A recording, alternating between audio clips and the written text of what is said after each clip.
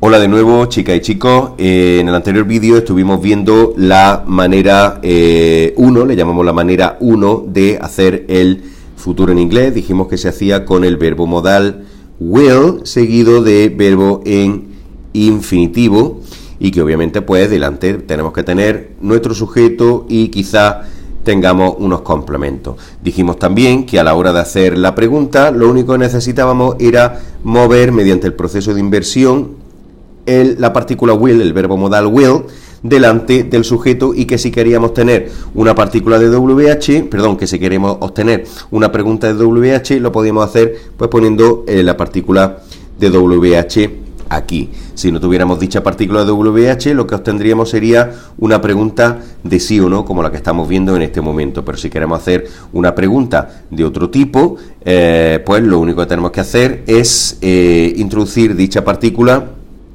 aquí, ¿de acuerdo? Estuvimos viendo también que esta estructura tenía dos usos, una que era, lo vamos a poner con acrónimo, para predicciones generales, General Predictions, y la otra que era para decisiones inmediatas o Immediate Decisions, o también la llamamos ofrecimientos, para Offers, ¿de acuerdo?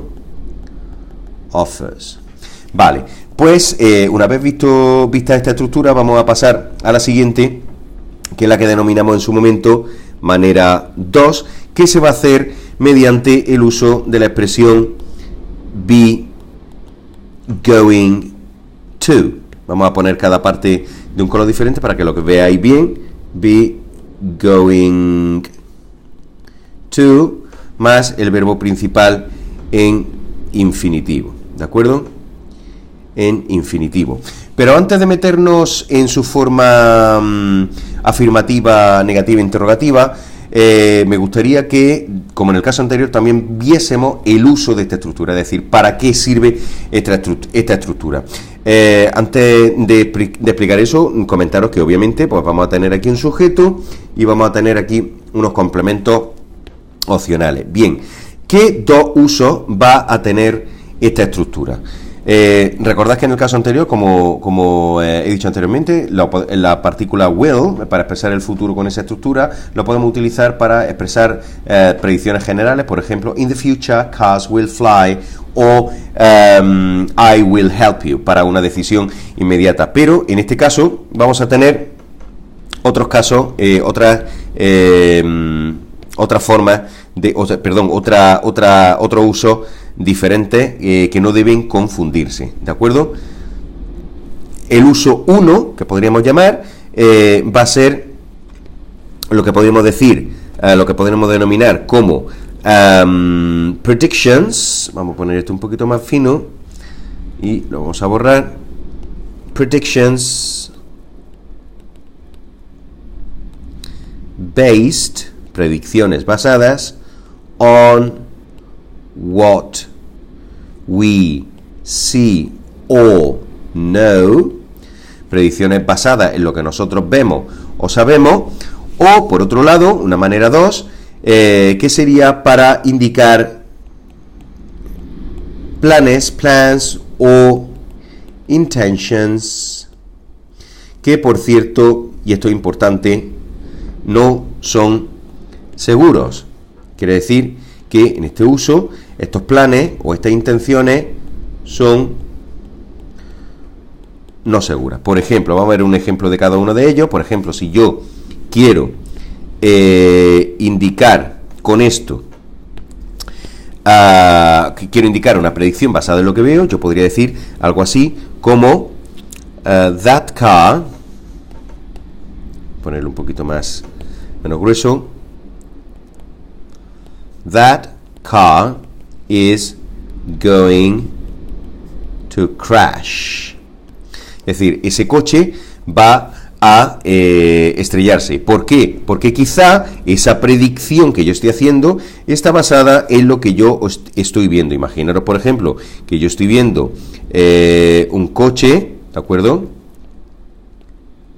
Estoy viendo un coche que va a una velocidad excesiva y que aquí se encuentra con un obstáculo. Pues el hecho de ver esa situación puede hacer que yo pueda emitir este tipo de oración, ¿de acuerdo? The car of that car is going to crash. Es decir, es una predicción no general sobre el funcionamiento de algo, sino basada en algo que estoy viendo. ¿De acuerdo? De igual manera, podemos tener el uso does y tener una oración del tipo siguiente. Yo puedo decir, vamos a ponerlo de nuevo un poquito más fino, she is going to buy a new house, por ejemplo, house. Ella va a comprarse una casa nueva. ¿Quiere decir esto que se la va a comprar seguro? No. Estamos hablando de algo que no es seguro. ¿Y cómo sabemos que no es seguro? Pues porque no tiene, en este caso, por ejemplo, podríamos asumir que no tiene la titularidad de la casa, no ha comprado, no tiene papeles de la casa, simplemente es una intención que esta persona tiene, ¿de acuerdo? Y después puede perfectamente cambiar de opinión. Por eso es un plan o una intención, pero que no tiene por qué ocurrir con seguridad, ¿de acuerdo? Bien, pues una vez visto esto, vamos a ver ahora cuál puede ser la forma. Vamos a ir bastante rápido porque es bastante sencillo. Vamos a ver cuál puede ser la forma negativa e interrogativa de esta oración. Vamos a partir, como siempre, de la oración en afirmativa, y vamos a coger uno de los ejemplos que hemos visto anteriormente, puesto que una vez que ya hemos visto el uso, lo único que nos interesa es en su estructura ver cómo podemos transformarla en oración interrogativa y negativa. Por ejemplo, si yo tengo una oración afirmativa como la que hemos escrito anteriormente, she is going to buy a new house, lo único que debería hacer para transformar esa oración en interrogativa es mover el verbo be delante de su sujeto, al igual que lo hacíamos anteriormente con el verbo will. ¿De acuerdo? Vamos a copiar la oración entera en la parte de abajo para que veáis cómo serían los cambios sobre esta oración. Quiere decir que si yo tengo una oración como she is going to buy a new house, lo único que tendría que hacer, vuelvo a insistir, es mover esta partícula aquí, con lo cual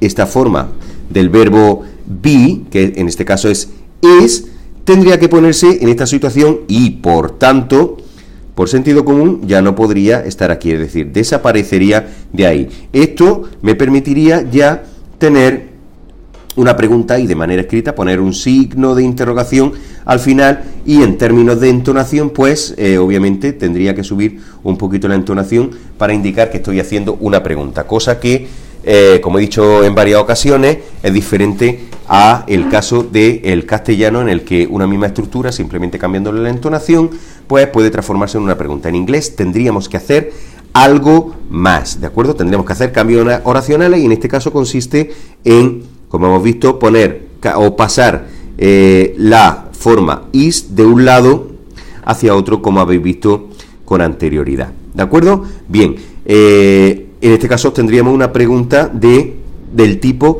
sí o no, que podría contestarse como de la siguiente manera: yes, she is, o no, she isn't. De igual manera que se hacen con cualquier forma del verbo be en presente, con la forma del presente simple, por poner un ejemplo. Es decir, al final lo único que tenemos que hacer en la respuesta es responder con el auxiliar con el que se ha hecho la pregunta, y no tenemos que responder con toda la estructura. ¿De acuerdo? Bien, como digo, mediante el uso de esta pregunta, de este mecanismo, obtendríamos una pregunta de sí o no. Ya nos quedaría, si queremos, transformar esto en otro tipo de pregunta, en una pregunta de WH, por ejemplo, poniendo la partícula de WH aquí, que como sabéis es who, what, etcétera, o incluso compuesta como how much o how many. o otras estructuras que hemos visto también en vídeos anteriores. ¿Ok? Vale, pues con esto tendríamos ya y sabríamos hacer, o deberíamos saber hacer, la estructura negativa. La estructura interrogativa. ¿Cómo se haría la estructura negativa? Pues exactamente igual que como se ha hecho en el caso de Will. Si tenemos de nuevo la oración en afirmativa de la siguiente manera: She is going to buy a new... Vamos a ponerlo, que ha salido esto demasiado junto. A new house. Lo único que tendríamos que hacer es introducir la partícula, el adverbio negativo de negación not aquí, ¿de acuerdo? De tal manera que lo que obtendríamos sería she is not going to buy a new house. Esto se ha borrado. Vale, y como en el caso anterior también, si lo estimamos oportuno, podemos contraer esto en una forma o en una contracción, que es la forma isn't. Esto funcionaría de igual manera, obviamente, si tuviéramos otro tipo de sujetos. Por ejemplo, si en lugar, vamos a borrar, por poner un ejemplo, si en lugar de tener she, tuviéramos we, obviamente la forma que tendríamos que tener del verbo be sería la forma a, con lo cual esta forma ya no podría ser posible, y lo que tendríamos, si quisiésemos contraer, sería la forma aren't. ¿De acuerdo? Bien, pues con esto ya sabemos hacer la forma afirmativa, negativa e interrogativa de la estructura be going to. ¿De acuerdo? Recordad, segunda forma de hacer el futuro en inglés, me sirve para expresar hacer predicciones sobre algo que estoy viendo o algo que conozco, y también para expresar intenciones que no son seguras. A la hora de hacer su forma interrogativa y negativa, lo único que tengo que hacer en el caso de la interrogación es desplazar el verbo be hacia la izquierda, y en el caso de la negación, lo único que tendría que hacer sería introducir el adverbio de negación not, y finalmente, si lo estimo oportuno en función de las circunstancias, por ejemplo, un lenguaje informal, contraería con la forma not. En el siguiente vídeo veremos la tercera forma de hacer el futuro en inglés.